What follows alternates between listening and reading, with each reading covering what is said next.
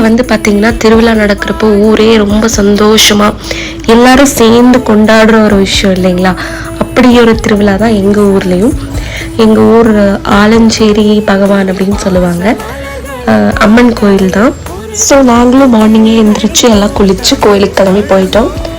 அங்கே போய் சில பூஜைகள் எல்லாம் முடிச்சுட்டு பிரசாதம் வாங்கிட்டு ஒரு சர்க்கரை பாயசம் சூப்பராக இருக்கும் அதுவும் வாங்கிட்டு, அதுக்கப்புறம் அங்கே வந்து நிறைய செண்டை மேளை இதெல்லாம் நிறைய நடந்துட்டு இருந்துச்சு. அதெல்லாம் பார்த்துட்டு மெயினாக யானை தாங்க, அவ்வளோ அழகாக இருக்குது, அவ்வளோ க்யூட்டாக இருக்குது யானையை பார்க்குறதுக்கே.